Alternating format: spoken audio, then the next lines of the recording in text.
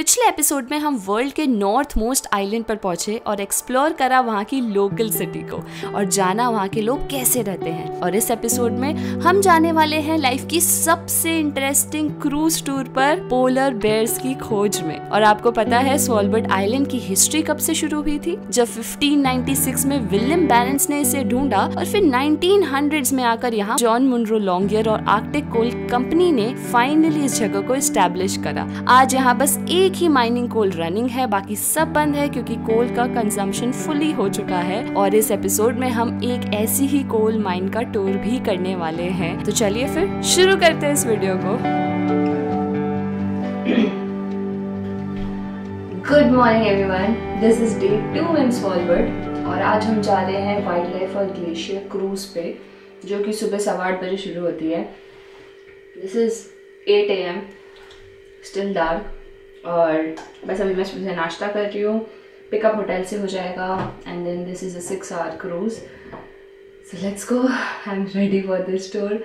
Let's hope for the best, we see some polar bears, please please please. Breakfast काफ़ी sorted था इनका, काफ़ी variety है and I literally loved their kitchen. काफ़ी कुछ अलग प्रॉपर यूटिलाइज कर रखी है जगह को। And their common room is also very nice यार। आई मीन बहुत कोजी सा बना हुआ है। तो अगर आप स्वालबर्ड आ रहे हो और आप बजट स्टेज देखना चाहते हो, गुड वंस, तो you have to come to this hostel. This is very good and look at the views from this place यार, इट्स जस्ट ब्यूटीफुल। फिर बस ने करा हमारा पिकअप और हम पहुंच गए क्रूज के बोर्डिंग पॉइंट पर एंड विद इन 5 minutes हम पहुंच गए थे डेक पर अपने सुंदर नजारों के साथ। मैंने अपर डेक चूज किया फॉर गुड व्यूज, मतलब ये नजारे जन्नत से कम नहीं होने वाले थे। तो गाइस करंटली हम आ गए हैं डेक के ऊपर। अभी हम जिस तरफ जा रहे हैं fjord के, या chances to see some good reindeer. Visibility थोड़ी लो है, so I think this whole boat tour depends on the weather a lot. Right now the waves are still fine but the wind is too high and it's too cold. I mean आपको proper gloves and all लेके आना पड़ेगा even if you are coming in summers or winters. And it feels like another world यार. I'm just trying to pinch myself and believe that I'm at the northernmost area of the world. We are so close to the North Pole. Can't really believe, क्योंकि इतना बड़ा कुछ सपने इतने बड़े होते हैं कि जब पूरे हो रहे होते हैं तो तुम एब्जॉर्ब ही नहीं कर पाते हो कि ऐसा कुछ हो रहा है। But this is one of it.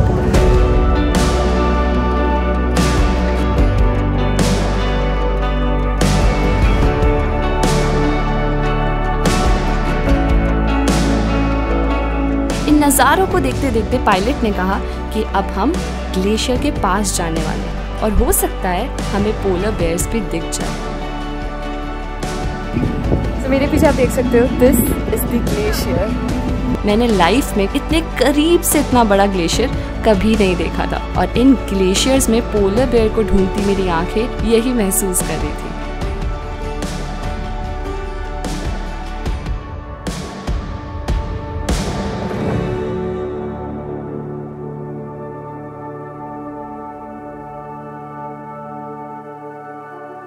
ठंड से मैं उस 1 घंटे में जम गई थी, तो अब अंदर आके क्रूज को एक्सप्लोर करते और देखते लंच में इस वेजिटेरियन सूप को एंजॉय करा। सो ये नीचे वाला डेक है, इसमें कैफे में लुक एट द ऑप्शंस यार।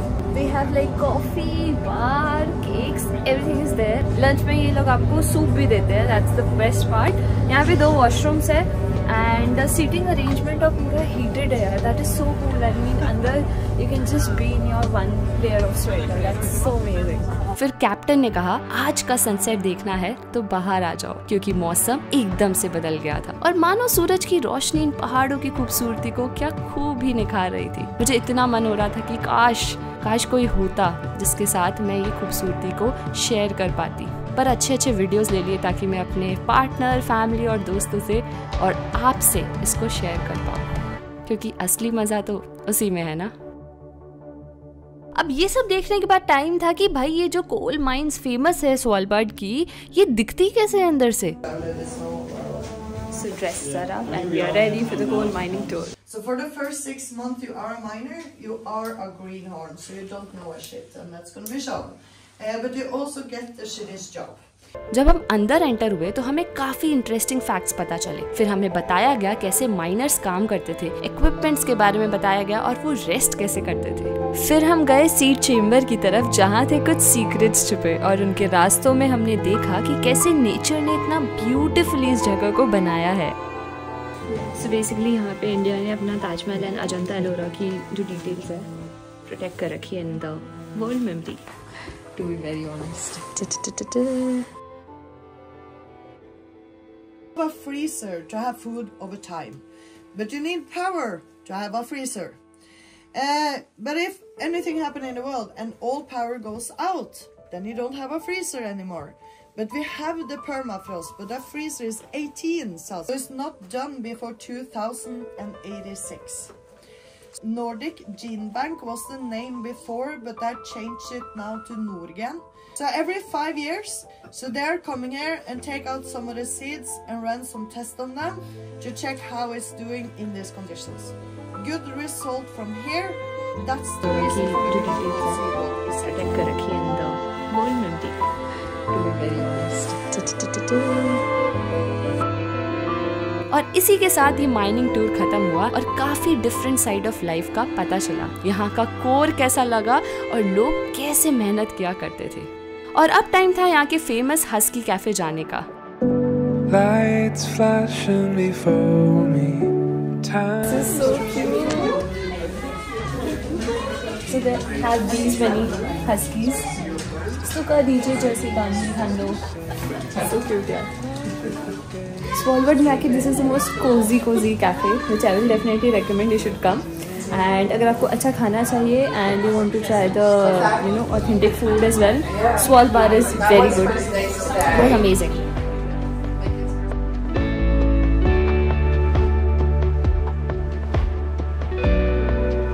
और फिर हम गए यहाँ के स्वालबर्ड म्यूजियम में जो काफ़ी इंटरेस्टिंग और इंटरेक्टिव है और यहाँ जाना तो बिल्कुल बनता है।